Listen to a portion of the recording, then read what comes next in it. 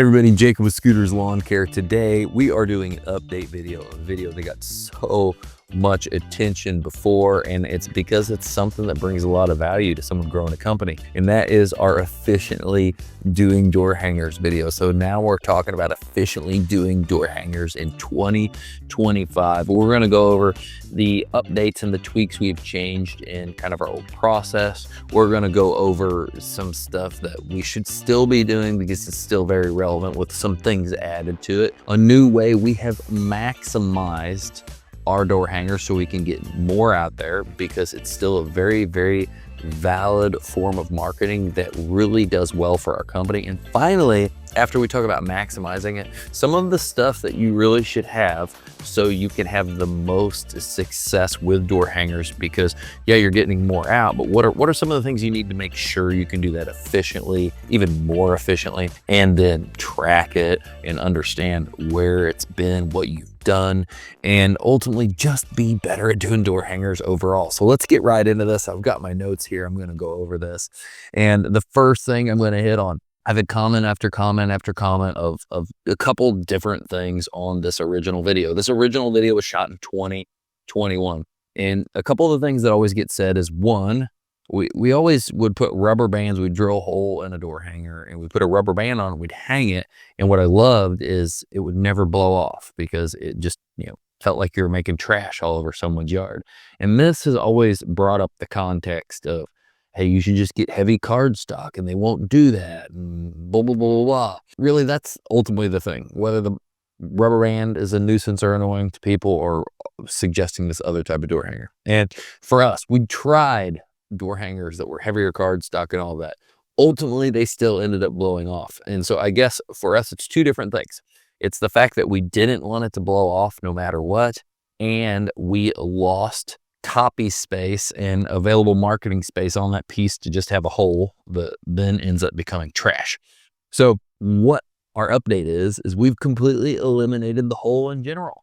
Now we still use the exact same door hanger. We've got the exact same extra copy, and our door hanger is oversized, where most people's are small. Ours is really wide, and it's oversized kind of postcard as well. And so we have a couple different ways we use this. Now we'll fold over an edge, and in the slot of the door, we'll just push that in, and that easily stays there very loosely, so it can just be pulled right out. So now you're not having to drill a hole, you're not having to use a rubber band. A lot of door handles are handles instead of knobs. In that scenario, you can just fold it over and stick it right in that opening. And then there's a lot of lanai access homes here in Florida where there's a little screen lanai up front, and a lot of times we'll just open that because it's a door before a door, and then you don't even walk up to someone's front approach, and you open that, put the door hanger in, and you shut it. Now, I had a lot of people recently comment to this old video and say, one, like, how do you get used to walking up to people's houses? And then we've also had other people say, oh, free marketing on my house, blah, blah, blah. These are all just mind things, right? Like, most homeowners aren't going to freak out that you put a door hanger up on someone's house. And it's really just getting over and understanding there's a lot of other people canvassing and doing this.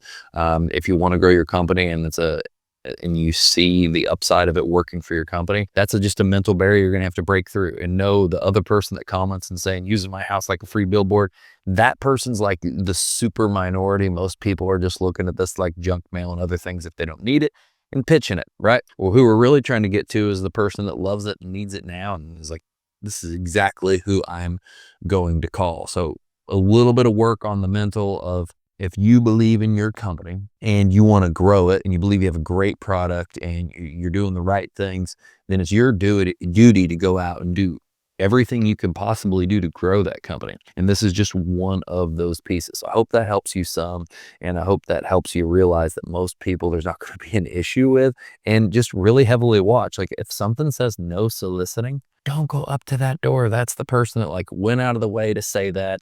Don't push the buttons. So that was the first piece. Rubber band gone. We fold this over. We put this in a door. We do all these things. That speeds up this approach even more. We're not having to carry the material of the rubber bands. We're not drill holes in anything. And it's keeping our paper marketing, our door hangers looking cleaner than ever. Now, secondly, a thing that is still very relevant today is using the 5-around approach. So if my hand is a house, or even better, this phone is a house, that means all the houses touching it, right? The 3 across the street, the 2 next to it. That is an approach that is still very valid in gaining you work wherever you are, one, currently working for a landscape project, because all the neighbors see you. They also might have questions about something you parked in the way, and like now they've got the number to get a hold of you and don't just have to try to look at a truck or a shirt. And so that's one aspect. And two, if they love what they see, they've also got the information in hand to buy from you. Right? Same with lawn care. If you've got big routes and you're going to all these different stops, I would say, every once in a while, maybe once every other month, once every 3 months on the routes, go out and do 5 rounds of all those houses to up the density. If people like what they've seen your company is doing, then they have that stuff right in front of you, and maybe they're frustrated with their current provider. Say, oh, that's who's doing next door. I've seen that truck. I've seen those labeled shirts. I've seen all of that. I'm going to give them a call. I'm going to go submit a request on their website. And this really, really does work. Now, for the project aspect of it, that's where here in Florida, we really focus on the 5 rounds. I'm going to tell you about how we're maximizing, and that's why we're not doing as many route stops with 5 rounds on lawn care anymore. But we really, really focus on the 5 rounds on projects as a whole total approach that I wouldn't be doing you a good service if I didn't tell you how we do all of this. We do the 5 rounds. Then we put a yard sign in front, and if it's a water access where there's a bunch of boats, we also put a yard sign in back. And so now when people see us working there, they see our branded trucks, they see our branded hats, they see our branded uniforms, they see all of just that brand, they see the yard sign out front, they get the door hanger in hand. It makes it very easy that if they like what they've seen has been done at the property, to get in contact with us, to request a service, to have us come out and look at something, to really just connect and see if we can work together. So that has been a great philosophy for our company of using that 5 round and then stacking on those other things if it's project, or just using the 5 rounds on root work to continue growing density. Now I'm getting into the exciting, the meat and potatoes, how we're maximizing this in 2025 to do even more. You've probably seen this because we lightly talked about this last year, but we didn't really heavy leverage it until this year, and that is using a scooter to do door hangers. And for us, that's very, very fitting. Scooters on scooters, scooters lawn care, right? Makes sense. Play on words, but it's actually extremely effective. We have a scooter that can go 18 miles an hour that will run at least 40 miles before it dies. And now someone can do the amount of 2 people alone with very little effort. And I understand, I've done door hangers. I have knocked on doors. You started the marketing of the company by handing out, knocking on doors and doing door hangers, right? So I get the effort it takes. And people always talk about how, oh, it's hard on your feet and this and that. And I understand because I've done it, right? But I know that if someone wants something to do and wants more time and wants to help be a part of growing the company, we've got to do that from time to time. But where I'm going is I understand that it can be a grind to do door hangers. And so this tool can take some of that away, allow you to do more, maybe even make it a little fun to be a door hanger person on a door hanger crew, whatever that is for your specific company. And it allows you to cover so much ground. The one thing to know is that person that you have do that, you are very incentivized to try to have them be lighter, right? Less weight, because just like all equipment, and this is not stereotyping anyone or shaming anyone for anything, this is just saying that any gas-powered thing, battery-powered thing, the more weight it has to push or pull or whatever that is, the more energy it takes. And so the faster it depletes gas, the faster, just like the bigger the vehicle is, the more gas it consumes. Same philosophy. So with this being said, even being at 200 pounds, I'm right at 200 pounds, you start getting 200 pounds, 210, 220, whatever the case may be, it is really going to deplete battery much faster. So we try to pick people that, if someone's wanting that job, and they're really wanting to get hours, we're trying to say, it's hey, the lighter you are, the more this kind of makes sense for you. We're not going to put someone, unless it's very, very short term, we're not going to make someone do do this, or we're not going to have someone, not make anybody. We're not going to have someone do this position where it's going to short their hours just because, hey, I'm a taller guy, I'm 200 pounds, and it's going to zap this thing. We know that if someone is lighter, they're going to be able to get 6, 7, 8 hours on this. So something to keep in mind if you just get this and you're kind of thinking about using this. Now, finally, that's how we maximize it with the scooter itself. The piece from there is with the scooter. What I love is you can still go out and now cover so much ground so quickly without having to do what you have to do walking, right? Walking, you have to go out on maybe the left side of the street, circle, then come back on the right, because what you see a lot of times, and if you're talking to people and having team members do door hangers, you see inefficiency because people will walk out, walk a quarter mile down the road, and then they'll walk back to the truck because maybe they hit both sides of the road. Well, now they're walking a quarter mile back without actually doing anything. And so you need to try to make every step count. So that's why I always say go out on one side, come back on the other. If you're with two people, you both go out on one side, come back on the other, then move the truck to the next location. So we're making sure we're not, doing stuff like two people walking a mile down the road, doing each side, and then they come back and that other 2 miles back, mile back, whatever that amount is, they don't get to do anything. When you're doing walking, you have to kind of do that to be able to loop back. When you're on the moped, you can go so far that you can do, as long as it's not a major road, you can do both sides of the road and you can just continuously go on. And you can go all the way through a neighborhood and then circle back to your vehicle on the other end of the road. So you can just canvas so much so fast. So let's get into the things that then make that even more successful, because now that just ups the amount you have to be prepared.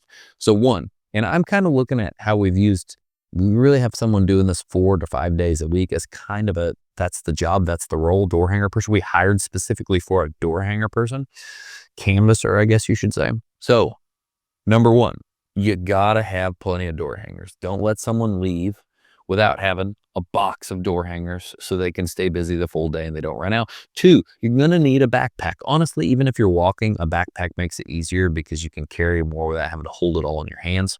Next, something that has been awesome for us. Since now, if you're doing this plan, you're using a scooter, a GPS unit. It's been amazing for us. And one would think it's just because we want to track and see if someone's doing it or not. No, that is not the reason. The real reason is because with the GPS unit, we can understand what areas we've canvassed, what areas we might have missed when we did it, so we can circle back and hit that area again. Because marketing is repetition. You see the brand, see the brand, see the brand. And in this day and age of people being so fragmented with all this super fast thing, like all this intention span just dropping through the floor, people need to see you even more. It used to be 7 times, now it's 10 times, maybe 20 times. Like, there needs that repetition of brand. So going back out into an area over and over the course of time is not a bad thing. This allows you to see what areas you've canvassed and then tells you the dates and tells you the area. Make sure you don't miss anything. Very, very cool, right? We used one-step GPS. We used one of the hardwired units and we hardwired it right to the scooter.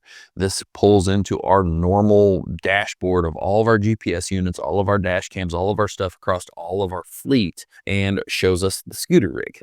Very, very cool. Very, very cool for tracking, and very cool to understand how it's working overall and how we're canvassing. And now finally, one of the last pieces that I think was the coolest, and really it was from the tech we've got doing it, being just having ingenuity, I guess. He was kind of counting how many houses he went to. And that is just buying a clicker, one of the little round ticket clickers that goes up to like 9,000, and just buy them on Amazon, and each house they click to start getting a count that you understand of what you can accomplish. And now on the tail end of this, that's everything I was going to cover on how to do this, how to be more efficient with this, how to be better at this, what you need to be better at this. The final piece though is how many of these can you actually do? Right? And so our techs doing this and being aggressive and being someone that this machine can run 6+ hours on are going to do anywhere. Now, neighborhoods can cause changes in this based off of, maybe you just don't have enough continuous houses and you have to like kind of go out and around and get into a new neighborhood. Anywhere from 500 to 600 in that time span. So they're doing very close to 100 an hour, which is exponentially more than we were able to do on foot. And it's easier to stay consistent because you don't get burnt down from walking and walking and walking. We drive all the way up to someone's driveway and get right off of the sidewalk, put the door hanger on, drive down the driveway, shoot across the other side, do that again, back and forth, all the way down a road, canvassing large amounts of areas really, really quickly. And I just had to share this with everyone because it's been super successful for us. Some will say they don't love door hangers. Well, I do love door hangers for us because they're project-based door hangers, because we don't market lawn care. We get enough of that without doing anything. They're project-based, and that means even though, one, we may not get 1 million calls off of these, out of the 4, 5, 6 calls we get in a month's time, a huge percentage of those close. Our statistics so far this year is 50% of people that call on door hangers sell on door hangers. And since they're project-based, it doesn't take that many to easily pay for the time and the copy and everything invested, because those can easily be $5,000, $50,000, $100,000, right? We had a $47,000 project from a door hanger. They would have never ever worked with us if they hadn't picked that door hanger up on their door. And so it's a right time, right place. Just you got to catch right when the iron is hot, when people need it. So this has been huge for our company. It's been extremely successful, and we've always used these. And I just being able to show you the ways we leverage these differently and can do more faster with less manpower while keeping manpower less exhausted doing it is just fantastic. And I had to share these updates with you because all the way to just drilling the hole in the rubber band, we've just scrapped that, and now we are faster and better for it. So use these things if you want to take your door hanging to the next level and be super, super efficient and get some work.